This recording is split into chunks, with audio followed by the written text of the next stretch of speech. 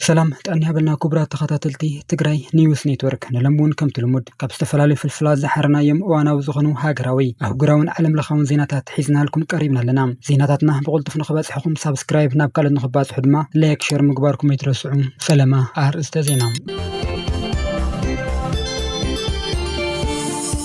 ዲፕሎማስኛታትን መሻርክቲ ሃገራትን ኣንጸላሊኑ ዘሎ ምዕነዋይ ኩናት ኣብ መምካን ህፁፅ ስጉምቲ ክወስዳ ይግባእ ክብል ውድብ ህዝባዊ ወያነ ሓርነት ትግራይ ህወሓት ሎሚ ኣብ ዘውፅኦ መግለፂ ፀዊዑ ብዝርዝር ንሪኦ ጉዳይ እዩ። ኣብ ትግራይ ከቢድ ድባብ ኩናት ከም ዝዓሰለ ብሄራዊ ውድብ ሳልሳይ ወያነ ትግራይ ሳወት ገሊጹ። ኣብ ርእሰ ከተማ ሶማልያ ዝኾነት መቃዲሾ ኣብ መንበሪ ፕሬዚደንት ቢላ ሶማልያ ከቢድ ናይ ተኹሲ ድምፂ እናተሰምዐ ምዃኑ ሓበሬታ ተጋዊሑ ዝብሉን ካልኦት ተካቲትና ጻንሒት ክንገብር ኢና። ሰናይ ምክትታል።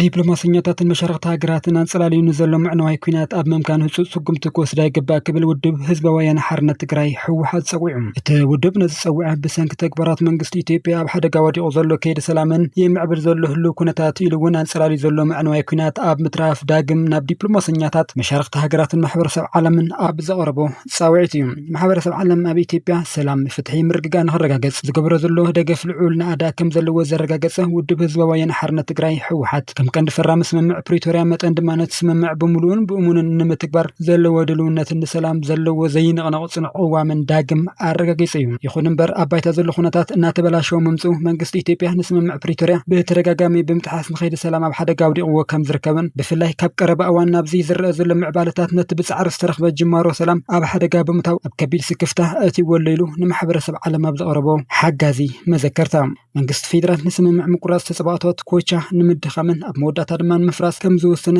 ካብቲ ብተደጋጋሚ ቀጻልነትን ኣብ ልዕሊ ትግራይ ዝወሰዶምን ይወስዶምን ዘሎ ስጉምትታት ምፍላጥ ቀሊልን ጉሁድን እዩ ዝበለ ውድብ ህወሓት ብወገን መንግስቲ ኢትዮጵያ ዝፍጸም ዘሎ ምጥሓስ እቲ ስምምዕ ስርዓታዊ ይኸውን ከም ዘሎ ገሊጹ። ሰብኣውን ቁጠባውን ኩነታት ትግራይ ኣሰቃቂ ኮይኑ ይቐጽል ኣሎ ዝበለ ውድብ ህወሓት መንግስቲ ኢትዮጵያ ህዝቢ ዘዳኽም ከበባ ብምፍጻም ስቃዩ ይቐጽል ኣሎ ኢሉ። እቲ ኣብ ነዳዲ ዝተገብረ እገዳ ንቁጠባዊ ንጥፍታት ብትሉም ኩነታት ሸባ ክኸውን ገይረሎም ግልጋሎት መጓዓዝያ፣ ምህርቲ ሕርሻን ካልኦት ቁጠባዊ ምንቅስቓሳት ብዓብዩ ደው ኢለሎም። እቲ ኩነታት ዝያዳ ተጋዲዱ ብውሓዚ ንግዳዊ ኣቑሑት ናብ ትግራይ ገደብ ብምግባሩ ውፅኢቱ ድማ ብተራ ዜጋታት መሰረታዊ ኣድለይቲ ነገራት ልዑል ዋጋታት ናሃረስዒቡ። እዚ ሽግር እዚ ካብ ዝሓሊፉ መንግስቲ ፌደራል ሰፊሕ ብዝኾነ ወታደራዊ ምንቅስቓሳት ተጋዲደሎም። ሰራዊት ሓይልታት ምክልኻል ሃገር ንዶባ ትግራይ ብምኽባብ ወታደራዊ ምቅራባት ክባን ብምግባር ኣብ ልዕሊ ህዝብን ስነ ኣእምራውን ፀቕጥን ፈጢሩ እዩ። ተግባራት መንግስቲ ኢትዮጵያ ነቲ ስምምዕ ብኣድማዕ መንገዲ ኣብ ክንዲ ክትግበር ዝፅዕር ብግልባጡ እቲ ስምምዕ ክቐም ገይረሎ ዝበለ ትውድብ ብሰንኪ ቀጻሊ ጥሕሰትን ምልማስ መስርሕ ሰላምን ድማ ውድብ ህዝባዊ ወያነ ሓርነት ትግራይ ህወሓት ትካላዊ ቀጻልነቱ ንምዕቃብን ኣብ ትግራይ ንዝፍጠር ክፍተት ምሕደራን ምምላእን ሰላም ንምዕቃብ ዘኽእል ውሽጣዊ ምይይጣት ብምክያድ ምምዕራይ ከካየድ ከም ዝተገደደ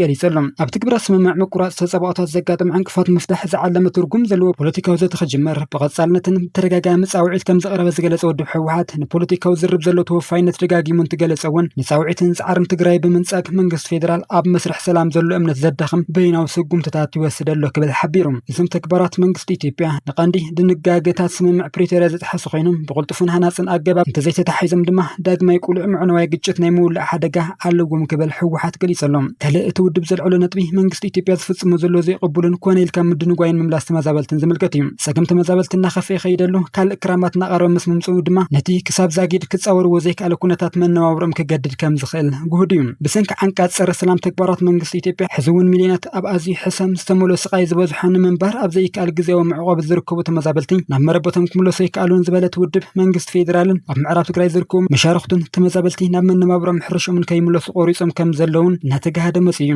ሰብኣዊ ሓገዝ እውን ብዓብዩ ብምንካይ ነቲ ቅልውላው ዝያዳ ኣጋዲድዎ ኣሎ ኢሉ። ማዕረ ማዕሪኡ እቲ ዘይሕጋዊ ምምሕዳርን ዕጡቓት ተሓባበርቱን ኣብቲ ከቢድ ምግሃዝ ሰብኣዊ መሰላት ይቐፅሉ ኣለዉ። ሓደሽቲ ምምዝባል ይቐፅል ኣሎ። እዚ ድማ ነቲ ህዝቢ ዘጋጥሞ ዘሎ ቀጻሊ ዘይውሕስነትን ስቃይን ዘጉልህ እዩ ኢሉ ውድብ ህወሓት ኣብ መልእኽቱ ኩሎም ተመዛበልቲ ብውሑስ ብወለንታውን ብኽብርን ምምላስ ከም ቅልጡፍ ህፁፅን ቀዳምን ዝወሃብ ጉዳይ ክወሰድ ኣለዎ ዝበለት ውድብ ተወሳኺ شخم مدنقوي سقاي دق سبات كجادة رايزي كونس زي متمان كوسخ وتر كجادة تامانة مسرح سلام بخبيت كداخم كم زغل فليتو محبر سب عالم هسوز دبلوماسيوي قدام نتازت ألبو مخانو ترديو أب تكبرات توعل قلتو في سوق مكوسدي قبايلو زكايدة صلوا بمتنخار ترقم زلو زغط بمقبار منقص فيدرال أب تكبرات تسمم كاتون مبدهن حلافنا تلو زبلت ودب تخونتات كدم مدنقوي تأمان نزلو بوليتيكا وزات المجمار هسوز تواددن تشبط سوقم تكوسد حتي تلوم زي حزر لهم موت وسانيو حدقا عناوي قجد حر حزق متوي كونن كينات أب محران أوروميان كبير واقع حتى سلازلو تقراي زساتف داقمه مقطامو حدقا نقاروي مسليلو هنتاتنا مولو كينات نايم ملاس تخولي وسخ سلازلو بس من سرزي محبر سب عالم ناب ما دردر أب ممسا زيادة نطف تراكز صوت تسوي علوم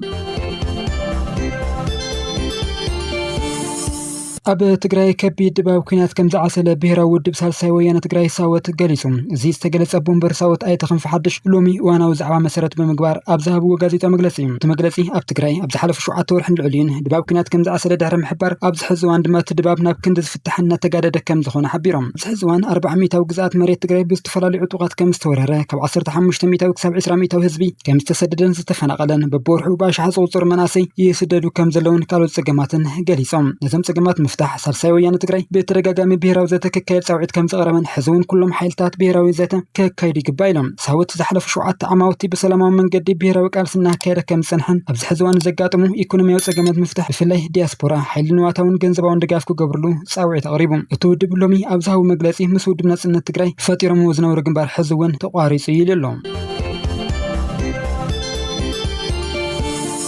أبي كباب أرس زجات من متقعتي بوليتيكا ومرجع مسرح نمعنكاف بعطوات شان يستفزم مخانو حلافي بيرو كوميونيكيشن كل الأوروميا أي تهيل الدنيا قليصم بتستفزم هنا يتقلوا له كابزن العدي زخبر عنوة نغيبت حزب تخباب هنا يدخل حيلتات ستان لعل مسوات كم زخفلون وتم حلاف حبيرم أي تهيل الدنيا وسيخم كم زجلسوا توجي لنا زمت قعتو زي زفتسمه كاب تاريخ وين صلات تلوخ بمقبال أب منقوت محبر سبنا هي منتو قتشت مولا أيجنيريلهم يخون برتو كيوتن بناي تسبيه استوعالنا بسلة مكفش الكم زخال رديم أبز حزوانا يمكن خال سراويت فيدرال بوليس يتخلل الحيل ساتن بحبار بموداد بسنكت متقعتن استفانقول زيغاتاتنا مربتهم خملسن اتخبابي مولو بمولو نخرجاجا نربربي كايدو كم زلو تحبير لهم إيرترا مكتل بريزيدنت حافشوا قوي ودو حبرات هاجرات UN كوينات مريسام هاجر إيرترا أب مبل 85 سر أخيبا حافشوا قوي ودو حبرات هاجرات UN جنرال أسمبلي بزرخوت العل دقف دمس أبل هاجرات حنت كاب مكتل بريزيدنتات تمبل 80 حافشوا قوي قوينات مريسام إيرترا مسكالو تمرت 16 هاجرات المستمحة مش تقومت أبلات بيت صحفات تشاينا فرنسا روسيا أباي بريطانيا أمريكان بمخان نتني حافشوا قوي بيرو جنرال أسمبلي بيرو بحبار كتمرحيام مس إيرترا بحبار مكتل بريزيدنت كوينان تمرت هاجرات أفغانستان فنلند جبسي ليبانوس باراغوين زيمبابوين يركبان حدش بريزيدنت حافشوا قوي تمريصلهم بتعلت بمستراو باول طاب استخياد ناي دمص وهبا مسرح از حزوان ناي بنغلاديش مينستر قدات وصاي خليل الرحمن مبر 8 حدن بريزيدنت حافشوا قوي خوينهم تمريصملهم منستر الرحمن 99 دمص بمركابيوم تعويتم اتمن حنحتم زنبر ناي قبرص حسي اندرياس كاكروس دما 91 دمص رخيبهم ودو حبرات هاجرات اب كبير قلولاوي زلهم اب مودا تورحن حسن سلطانن بوق زركبو حدش بريزيدنت كاليكو الرحمن دحر عاوتم اب سمعوا مدره ودو حبرات هاجراتيون اب حزوان اب كبير ناي فاينانس ገንዘብ ቅልውላው ዓለም ለኻው ናይ ምትማን ሕጽራትን ይርከበሉ ኢሎም ኣባል ሃገራት ትውድብ ክልውጣን ዝሓሸ ውፅኢት ከምፃን ከም ዝኽላ ብተግባር ካርዩን ዝጠፈ ምትማን ክምልሱን ፀዊዖም ኣለዉ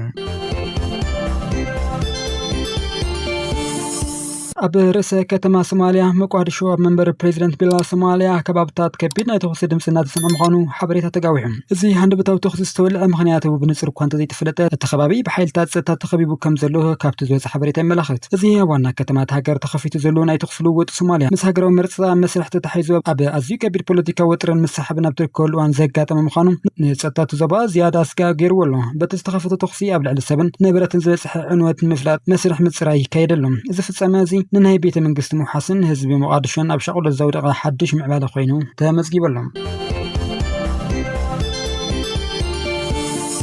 إسرائيل ليبانوس تخصدون بلاب زغورو سممع مسرات علم الخواقع ندادي كانيسو تبايلهم بمخلي مبرا نوار حزقات الهوكوات نمهدا إسرائيل ليبانوس تخصدون اي مبر سمعنا نمحداسن دبوب ليبانوس نايتسد تاكتنا نمفتار تمال ربع تسمع معنا اللهم إذا سلموا معبالة سعيبو دما أب علم لخ عداقا ناي نداد واقع مقدال كم زرعي تتسوزي بلهم ولا كابور حمازيات مساسار سمع تغيرون تنوراب من قسراوة إسرائيل عطوقات حزب الله ناي تخصلوت كقتل كم سنح الذكريم كابل ليبانوس دوسو وقع وحبريتات كم زردو بفلاي كم መጋቢት ወርሒ ጀሚሩ ኣብ መንጎ እስራኤልን ብኢራን ዝሕገዝ ዕጡቃትን ዝተለዓለ ኩናት ጥራሕ ልዕሊ 337 ክቅተሉ ከለዉ ልዕሊ 10,000 ዝኾኑ ዜጋታት ድማ ጉድኣት በፂሕዎም እዩ። ብናይ ኣሜሪካ ተዓራቕነት ብተበፅሐ ሓድሽ ውዕል መሰረት ሂዝቦላ ኣብ ደቡብ ሊባኖስ ናይ ፀጥታ ቀጠናታት ሙሉእ ብምሉእ ክወፅእ እዩ። ክልቲአን ሃገራት ብሓባር ኣብ ዘውፅኦ መግለፂ ናይ ሂዝቦላ መጥቃዕቲ ሙሉእ ብምሉእ ክቋረፁን ኩሎም ተዋጋእቲ ካብ ፈሳሲ ሩባ ሊታኒን ደቡብ ዘሎ ከባቢታት ለቂቖም ክወፅን እዮም። ይኹን እምበር በቲ ናይ ሊባኖስ ስሩዕ ሰራዊት ዝተሓዘ ናይቲ ከባቢ ፀጥታ ቀጠናታት ብኸመይ መንገዲ ከም ዝስርዑ ኣብቲ ውዕል ብንጹር ኣይቀረበን። ሂዝቦላ ትድግፍ ኢራን ምስ ኣሜሪካን እስራኤልን ዘሎ ወታደራዊ ቅጅት ንምቁራፅ ዝኾነ ናይ ሰላም ስምምዕ በሊባኖስ ዘሎ ኩናት ምዕፃው ክሓወስ ከም ዘሎ በተደጋጋሚ ክትገልጽ ፀኒሓ እያ። ኣብዚ ሕዚ እዋን ኣብ መንጎ እስራኤልን ሊባኖስን ኣብ ዝተገብረ ናይ ሰላም ዘተ ሂዝቦላ በዓሉ ዘይተሳተፈ ክኸውን ከሎ ክልቲአን ሃገራት ንተወሳኺ ዘተ ንመጻኢ ሰነ 15 እንደገና ክራኸባ ምዃኑን እቲ መግለፂ ይርድም። ክቡራት ተኸታተልቲ ትግራይ ኒውስ ኔትወርክ ንሎም ሓሪና ነባኹም ዘበልናዮም ዜናታት ኣብዚ የብቅዖም ኣለዉ። ሳብስክራይብ፣ ላይክ፣ ሼር ንክትገብሩ ደጊምና ብኽብሪ ንዕድም። ሰላም